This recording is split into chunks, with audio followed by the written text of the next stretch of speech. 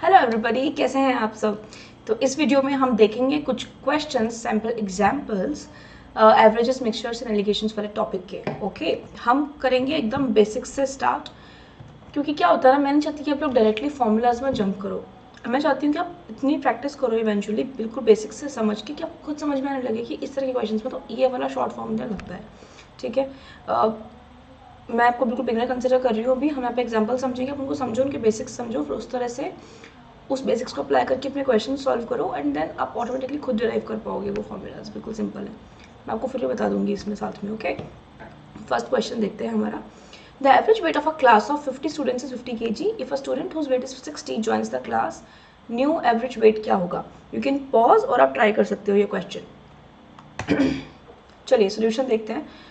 देखिए, बेसिक्स से अगर हम बात करें तो स्टार्टिंग में 50 बच्चे थे जिनका एवरेज वेट 50 kg था। ओके, तो टोटल सम क्या हुआ, 50 इंटू 50 2500, राइट।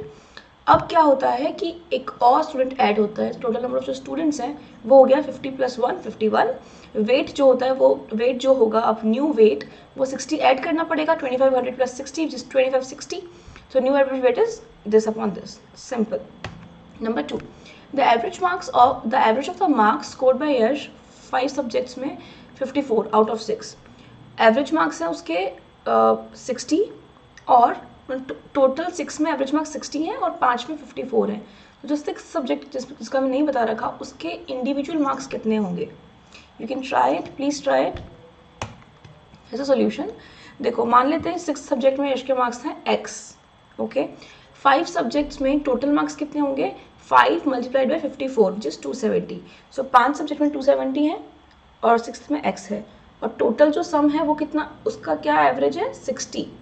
ठीक है, तो 270 + x/6 जो होगा वो होगा सारे मार्क्स का मीन और एवरेज। वो कितना है एवरेज 60, तो यहाँ से हमें x की वैल्यू मिल जाएगी 90। सो उसका 6 सब्जेक्ट में जो मार्क्स है वो 90 है। Third, the average of n numbers is 41, 2/3 of the numbers is increased by 9, remaining मतलब 1/3, जो 1/3 बचे वो decrease by 9। New average find करो, प्लीज डू दिस। आप 10 तरीके से क्वेश्चन सॉल्व करने की कोशिश करो कि ऐसे करेंगे तो वैसे करेंगे, थोड़ा सा टाइम स्पेंड करो क्वेश्चन के साथ, उसमें थोड़ा सा उलझो। आपको बहुत अच्छे से एक्सपीरियंस मिलेगा, बहुत अच्छा आपका एक बेसिक्स क्लियर होगा, फटाफट क्वेश्चन कर पाओगे। सो प्लीज़ अच्छे से ट्राई करो, गलतियाँ करो कि no issues, give it a try. देखिए, पहले बेसिक्स से करेंगे हम, ठीक है। 41 नंबर्स हैं तो उनका टोटल सम क्या होगा 41 इंटू n, राइट। उसके बाद अब 2/3 ऑफ द नंबर्स हैं, 2/3 ऑफ द नंबर्स बढ़ रहे हैं 9 से। ठीक है, तो टोटल जो सम 2/3 नंबर्स का है वो कितना हो जाएगा, इनिशियल तो है 2/3 41 of n, 41 in total sum है उसका 2/3, वो तो हो गया सम 2/3 नंबर्स का। उसमें हम क्या ऐड करेंगे, हर 2/3 नंबर में हम 9 ऐड करेंगे। जैसे कि सपोज अगर n की वैल्यू 3 है, टोटल 3 ही नंबर की बात कर रहे हैं अगर अपन, 2/3 नंबर मतलब 2 नंबर, तो 2 नंबर को हमने 9 से इंक्रीज किया है, तो हम 2 × 9 करेंगे ना ऐड। तो अगर हम n को 1 रखेंगे, सॉरी n को 3 रखेंगे तो 2 × 9 हो गया, राइट। तो इसलिए हम 2n/3 × 9 कर रहे हैं उसमें ऐड। तो अब जो फाइनल 2/3 नंबर्स का सम है वो ये आ गया 82n/3 + 6n। बिल्कुल क्लियर है।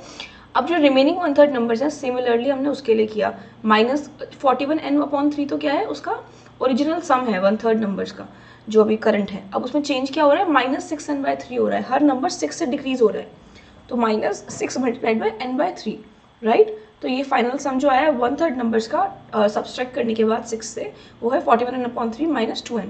टोटल सम हो गया इन दोनों का एडिशन और एवरेज हो गया 45n/n 45। सिंपल। आपको कुछ भी समझ नहीं आ रहा ना इस क्वेश्चन में, सपोज इस तरह का क्वेश्चन आता है एग्जाम में, तो आप कुछ कैलकुलेशन मत करो। आप क्या करो, इसमें n नंबर्स हैं, n आप कुछ भी एज्यूम कर सकते हो, राइट।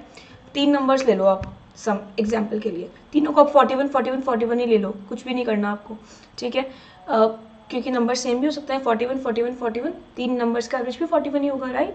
तो 2/3 ऑफ द नंबर मतलब जो 2 41 है उनको हमने इंक्रीज किया 9 से, मतलब 18 से इनका सम बढ़ गया, ठीक है। थर्ड डिक्रीज हुआ है 6 से, सो 18 - 6 कितना हुआ 12, राइट। तो 12 से इनका सम टोटल सम बढ़ रहा है, तो 12 से अगर तीनों का सम बढ़ रहा है तो उसका जो एवरेज है वो कितने से बढ़ेगा 12/3 से, विच इज 4। तो 41 + 4 हमारा हो गया 45। As simple as that. आप वैल्यूज अज्यूम करो, क्विकली आपका आंसर आ जाएगा, राइट। ये भी कर सकते हो। Next, the average height of a group went up by 5 centimeters when a person whose weight was 160. Okay एक number of group of people था, एक की हाइट थी 160, उसको हटा के ग्रुप से बाहर निकाला और 190 सेंटीमीटर वाले को रख दिया, ठीक है। एज अ रिजल्ट क्या हुआ, पूरे एवरेज पूरे ग्रुप की हाइट बढ़ गई 5 सेंटीमीटर से। तो कितने नंबर ऑफ मेंबर्स हैं ग्रुप में, ठीक है। एक मिनट सॉल्व करो पहले।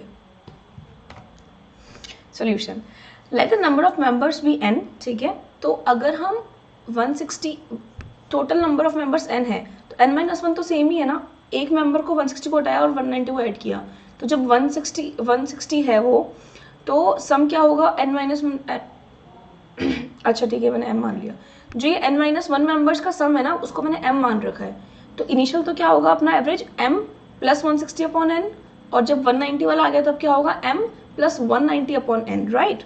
और इनका डिफरेंस क्या है 5। सो हम इन दोनों इनिशियल एवरेज और फाइनल एवरेज को डिफरेंस आपको सब्सट्रैक्ट करेंगे तो हमारा आंसर आएगा n इक्वल्स टू 6, सिंपल। दूसरी चीज़ क्या हो सकती है, सॉरी देखिए 160 से 190 जाने के लिए हम टोटल वेट जो बढ़ा रहे हैं ना, टोटल सम जो बढ़ा रहे हैं हमारे ग्रुप का, वो 30 सेंटीमीटर से बढ़ा रहे हैं, 30 का फिगर बढ़ रहा है, राइट। और जो एवरेज है वो 5 से ऊपर चला गया, तो 30 जो हमारा एडिशनल लोड आया है, जो एडिशनल सम आया है ग्रुप के अंदर, उसको अगर हम सब में बराबर बराबर डिवाइड कर दें, जितना जितना सबके हिस्से आ रहा है एक्स्ट्रा, उतना एवरेज बढ़ेगा। तो अगर 5 से बढ़ रहा है तो हम 5 कितने लोगों को देना पड़ेगा ताकि हम 30 को एडजस्ट कर पाएँ। तो 30 को एडजस्ट करने के लिए हमें 30/5 6 लोगों को उसका वेट डिस्ट्रीब्यूट करना पड़ेगा। तो वैसे भी मेंबर्स 6 हो गए, as simple as that, right. So ये आप जितने को एडजस्ट करोगे उतने आपको बेसिक्स क्लियर होते जाएंगे एंड आपकी स्पीड बहुत अच्छे से बढ़ जाएगी। द ओनली की इज़ टू प्रैक्टिस। आप इसके 8-20 क्वेश्चन प्रैक्टिस कर लोगे अच्छे से, बिल्कुल बेसिक्स थे आपके कॉन्सेप्ट अच्छे से क्लियर रहेंगे। प्लीज़ फॉर्मूलाज को रटना मत, हर चीज़ को समझ के चलना। 10 तरीके होते हैं क्वेश्चन को सॉल्व करने के, आपके पास आपकी खुद की स्किल होनी चाहिए कि मैं इस तरह से सॉल्व करूँगा, मेरे को इस चीज़ में कॉन्फिडेंस है, राइट। कभी भी कुछ किसी को ब्लाइंडली फॉलो नहीं करना है। समझिए, आप यहाँ पे आके डेफिनेटली अपने क्वेश्चंस पूछिए, but believe in yourself and अच्छे से खुद के कॉन्सेप्ट्स क्लियर होने चाहिए आपके, आपको खुद को समझ में आना चाहिए क्या हो रहा है, उलझने नहीं चाहिए आप किसी भी क्वेश्चन में, right. All the best, stay tuned. और वीडियोस आएंगी, क्वेश्चंस के टेस्ट भी आएंगे, stay tuned and happy learning to you all.